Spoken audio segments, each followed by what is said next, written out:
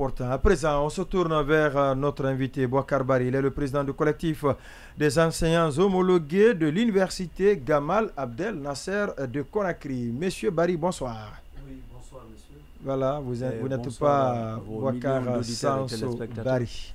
Alors, vous êtes le président du collectif des enseignants homologués de l'université de Gamal Abdel Nasser de Conakry. Oui, Sanso Bari, première question. Toujours eu ce problème pour là. Votre homonyme. Alors, d'abord, qu'est-ce que c'est? Moi, j'ai envie voilà, de savoir. cher Homo, justement, je voulais commencer par la question. Enseignant homologué, ça veut dire quoi et comment le collectif est structuré? Merci beaucoup pour Approchez-vous la question. un peu du micro, allez-y. Merci beaucoup pour la question. En fait, approchez même la chaise, c'est important. Il est important de rappeler que la question d'homologation est très mal comprise dans nos institutions d'enseignement supérieur en République Guinée. Aujourd'hui, on est en train de confondre. L'homologation dont nous faisons allusion, voici des personnels d'appui au sein des différents départements qui font les TD et les TP, qui accompagnent les professeurs, les travaux dirigés et les travaux pratiques dans les laboratoires. L'homologation n'est pas ici affiliée à la question de grade. Donc, j'espère que vous avez compris. Donc, quand on est enseignant homologué, ça sous-entend qu'on a une prime, qu'on a, bien entendu, on a une situation. Et le diplôme nécessaire. On a le diplôme nécessaire. Bien entendu. Ce collectif dont nous sommes en train de vous parler, il faut, permettez-moi de revenir à la genèse, si vous permettez. Son historique. Voilà, merci. Ce collectif a vu jour depuis l'an dernier. Bien avant ça, on travaille au sein de l'université Gamal Abdel Nasser de Conakry dans les cours de TP et de TD, comme je l'ai dit tantôt. Donc, vous savez, à un certain niveau, il faut travailler pour acheter le mouton et non pour être le mouton. Mais nous étions déjà, on avait la tendance de devenir des moutons. On a ouvert les yeux parce qu'on travaillait sans contrat au sein de l'université Gamal Abdel Nasser de Conakry. Vous venez fraîchement de sortir à l'université, vous êtes très jeune, vous ne connaissez pas les procédures, on vous garde à l'interne, sans vous orienter, on utilise votre énergie parce que vous venez fraîchement de sortir, vous avez la compétence. Alors, nous avons ouvert nos yeux, bien entendu, quand on a commencé à échanger avec nos amis de l'ISEG et les autres institutions d'enseignement supérieur, on a compris qu'effectivement, ces gens-là, ils ont des prix. Il y a une mesure d'accompagnement pour ces personnes-là. Ainsi, nous nous sommes levés, on s'est constitué en collectif. Vous n'en aviez pas? Pas du tout. Même un COPEC? Pas du tout. Et peut-être le contrat qui est là, c'est un contrat de vacation. Un contrat de vacation. Mais pas le contrat d'homologation. Il n'est pas obtenu jusqu'à date. Toutes nos démarches. C'est-à-dire, bon, il y a un cours qui est en souffrance, c'est-à-dire le titulaire du cours, il est malade, il ne vient pas du tout. Vous êtes là, vous êtes responsable du cours. On vous accorde, on vous octroie ce contrat de vacation. Voilà. Si c'est 8 heures, 4 heures, 6 heures, on vous paye. Heure travaillée, heure enseignée. Maintenant, avec le LMD, 45 heures, bien entendu. Donc finalement, vous avez compris et vous avez fait quoi? Vous êtes au nombre de combien? Quand on a compris que les autres ont ces avantages, nous n'en avons pas. En ce moment, le collectif a vu jour. Nous sommes venus voir notre général Mohamed Pivi Traoré, qui est le secrétaire général du Sénagir au sein de Gamal. Mais il est important. Le Sénagir, c'est le syndicat de l'enseignement supérieur. Autonome de l'enseignement supérieur. C'est le syndicat autonome de l'enseignement supérieur. On est venu lui voir pour lui expliquer le problème. Parce qu'il connaissait déjà, on est ensemble. Mais sauf que, il est important de rappeler que ce dernier, il nous a déçus. Parce qu'au lieu de nous aider, mais il a constitué un frein dans nos différentes démarches. C'est quelqu'un, il nous écoutait, il nous recevait, il nous rapportait au rectorat. Le rectorat se positionnait contre nous. C'est ce qui a fait d'ailleurs. C'est que vous dites. C'est ce qui a fait que jusqu'à date. Donc on a pas qu'il soit la solution pour vous, il y a le problème. C'est ça. Bien entendu. Membre d'une structure syndicale. Bien entendu. Et ce que nous regrettons, c'est quelqu'un qui est censé de défendre les travailleurs et non de défendre un chef. C'est regrettable. C'est regrettable vraiment. J'ai l'impression qu'il ne maîtrise pas le rôle d'un syndicat ou d'un syndicaliste. Maintenant, vous êtes au nombre de combien? Nous sommes au nombre de 35, dont 3 dames. Dans ce collectif. Et qu'est-ce que vous demandez aujourd'hui concrètement? Qu'est-ce que vous voulez qu'on ne vous a pas donné? Nous avons premièrement réclamé le contrat. À date, on ne l'a pas obtenu. Contrat d'homologation. Contrat d'homologation qui nous lie avec l'université. Les autorités sont restés morts du cuisse, ils ont refusé de nous octroyer ce contrat. Pour eux, qu'est-ce qu'il faut? Il faut des années d'expérience, il faut quoi? Pourquoi ils le refusent? Qu'est-ce qu'on vous reproche? Bon, merci beaucoup. Vous savez, à la prise du pouvoir par le CNRD, professeur Alpha Kabine Keïta est venu à la tête du rectorat de Gamal. À son arrivée, le jeune recteur, donc le collectif était déjà là, nous sommes allés lui voir en personne pour l'expliquer la situation, parce que l'administration est une continuité. Bien entendu. Alors, il doit pouvoir gérer quand il est à la tête de l'institution. C'est pas parce que forcément je n'étais pas là, forcément, c'est comme si vous êtes un père de famille, 2 de vos enfants se battent, ils viennent vous voir, vous dites mais allez-y régler. Dans tous les cas, ils vont régler, mais en ce moment, vous serez responsable de ce qui va arriver. Alors, nous sommes allés lui voir, on l'a expliqué la situation. Il nous a dit, bon, lui personnellement, seul, il ne peut rien faire, il faut que cela obéisse à un certain critère, un circuit, les chefs de département, le décanat. Quand le dossier sera chez lui, il ne va pas s'opposer. Sauf que ce n'était pas sincère. Ce n'était pas du tout sincère. C'était du ping-pong. Parce que les chefs de département ont exprimé les besoins à nous. Nous sommes ensemble, nous travaillons, ils savent qu'on n'est pas venu d'ailleurs, nous sommes avec eux, nous travaillons pendant des années. Ils ont exprimé le besoin en délivrant des charges pédagogiques. Les emplois du temps, nous figurons, nos noms figurent. D'ailleurs, même l'enrôlement biométrique de 2020 qui a lié à l'ISEG, autant de, je pense, autant de Héros Baldé, nous faisons partie. D'accord, nous avons ces documents-là. Donc, les chefs de département délivrent les charges pédagogiques attestant que oui, tel est là, il a telle charge horaire, il donne tel cours de TP ou TD. On envoie les charges chez le doyen. Il faut rappeler professeur Ousmane Bari. Il refuse de faire le saut à 30 000. Pour quelle raison? On a cherché à comprendre. Il nous a dit que lui, il a reçu des instructions à ne pas signer. Quelle instruction? Mais du rectorat. Du rectorat. Vous avez vu, ce n'était pas sincère. Donc, on a compris que le dossier n'avançait pas et donc il est bloqué il traînait au niveau du décanat. Qu'est-ce qu'on fait? Mais Pivi, c'est quelqu'un qu'on portait confiance. Nous sommes allés lui voir en fait. Pivi, c'est qui? C'est le secrétaire général. Vous savez, le plus souvent on dit. Pivi, là, il faut préciser le nom.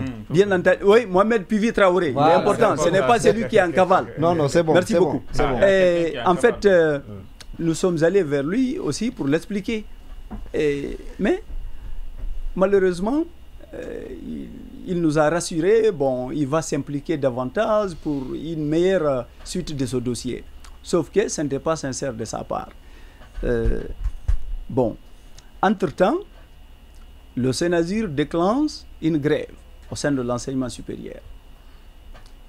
Et la section syndicale obtient gain de cause, le statut particulier de l'enseignant au sein de l'enseignement supérieur République de Guinée. Ce protocole d'accord dit, au point D, d'engager les homologues à la fonction publique. Mais c'était un ouf de soulagement pour nous. Puis en question... Et l'élément, la disposition existe dans le protocole d'accord? Bien entendu. Vous pouvez vérifier, monsieur Bari, vous pouvez vérifier. Au point 2, protocole d'accord, c'est vérifiable. Bon. Puis en question, le secrétaire général, il collecte les dossiers des gens parce que les dépôts ont été effectués à son niveau. Il collecte les dossiers, c'est lui qui sait ce qu'il en a fait avec ces dossiers. Il a continué à nous rassurer à l'interne, bon, c'est sur une bonne voie, vos dossiers, vous serez pris. Parce que c'est quelqu'un qui nous a rassurés, il dit, s'il y aura des personnels qui seront recrutés au sein de l'enseignement supérieur, c'est vous. Parce que vous travaillez. Vous serez prioritaire, vous travaillez. Sinon, on ferme les portes des fenêtres des universités. Et vous êtes apte, parce que jusqu'ici, vous n'êtes pas récusé, vous n'êtes pas rejeté. Bien entendu. C'est comme les stagiaires dans d'autres services. Exactement. Qu'est-ce qui s'est passé? Il continue à nous rassurer à l'interne que oui, la liste a été transmise. Et à notre très forte surprise, il faut rappeler, c'est quand la liste des 910 a été publiée, la liste des homologues à l'échelle nationale. Et a été publiée, on ne s'est pas retrouvé dedans. Nous nous sommes dit, attention, on ne comprend pas. Il y a Angus et Ross, donc les relations, la coopération n'est pas sincère. Il faut chercher à comprendre. Donc, nous avons eu l'idée d'aller rencontrer le général Yansane, le président du Sénazir à l'échelle nationale, à Sonfonia. J'ai pris les 35... Lansana Yansane, hein? Oui, général Yansane, c'est ce que je retiens. Le président. Donc, on part le voir, il faut reconnaître, il nous reçoit très bien, on l'explique le motif de la visite. Il était surpris de voir tout ce beau monde écarté qui ne se retrouve pas sur la liste qui a été publiée. Il démontre par A plus B, vos syndicats n'ont pas mouillé le maillot pour vous. Et puis il était prêt même à faire un débat public pour démontrer par A plus B que Gamal n'a pas transmis, la liste de Gamal n'a pas été transmise. Les autorités n'ont pas transmis la liste. Bon, c'était décevant. Donc vos collègues des autres universités ont été tout de suite titularisés. Ils sont sur la liste. Vous savez, c'est un circuit. Les départements collectent, c'est-à-dire déposent au niveau du syndicat, jusqu'au décanat. Le décanat fait le soit transmis jusqu'au rectorat. Le rectorat fait un soit transmis au ministère, c'est-à-dire au département. Le ministère achemine le dossier à la fonction publique. Et comme ça, vous êtes intégré. C'est ça le circuit en question. Nous, on a compris que vraiment on était écartés. C'est pourquoi on a utilisé le mot dans tous les courriers qu'on a adressés. Bon, il ne fallait pas rester bras croisés parce qu'il faut avancer. Comme disait Albert Einstein, la vie c'est comme une bicyclette. Il faut pédaler pour garder l'équilibre. Si vous arrêtez de pédaler, vous tombez. Bien entendu, vous tombez. Bon, j'ai pris les 35 et je me suis dit, mais allons au ministère, on va comprendre. Puisque le dossier d'abord, après les universités, ils viennent, ils se retrouvent au niveau du département. Alors on va comprendre là-bas qu'est-ce qui s'est passé, pourquoi on n'est pas pris en compte. À l'époque de Dr Diaka Dr Diaka Sidibé qui était ministre de l'enseignement supérieur. De ça là-bas ce jour, bien entendu, sans audience. Sans préavis. Sans préavis, bien sûr, j'ai pris tous les 35 parce que, vous savez, à un certain niveau, il faut aller et comprendre les choses, s'imprégner des réalités du terrain. Donc, on rencontre Dr Fassine Conté, le secrétaire général du département en question. Donc, vu la foule qui était présente ce jour, il nous a automatiquement mis en rapport avec le DRH. De nous écouter, de nous recevoir, de dresser une liste en fonction des preuves qu'on possédait ce jour. C'est ce qui fut fait. Donc, l'inspecteur du ministère de l'enseignement supérieur, professeur Maxime, en question, il s'est saisi du dossier. D'après lui, c'est le général qui l'a instruit. Il vient, constatant la véracité des faits, c'était quelque chose de très pertinent. Une mission d'inspection a été dépêchée à Gamal le même jour, conduit aussi par l'inspecteur général du ministère de l'enseignement supérieur, professeur Maxime. Effectivement, la délégation vient à Gamal, l'effectif de vérification, effectivement, on existait. Nos noms figurent dans les emplois du temps. D'accord? Ça, c'est déjà une preuve. C'est déjà une preuve palpable. Donc, après ça, il était question que l'université fasse un rapport nous concernant. Sauf dans le rapport, l'université ne reconnaît toujours pas notre existence, l'existence de ces 35 personnes au sein de l'université Gamal Abdel Nasser de Conakry. À ce moment, mais on ne comprenait pas aussi. Ça, c'est du mépris. C'est du mépris.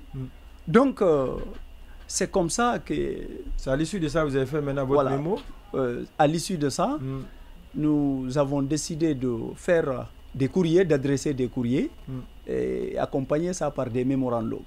Est-ce que vous continuez à donner quand même les cours? Qu'est-ce que vous faites? C'est quoi les perspectives?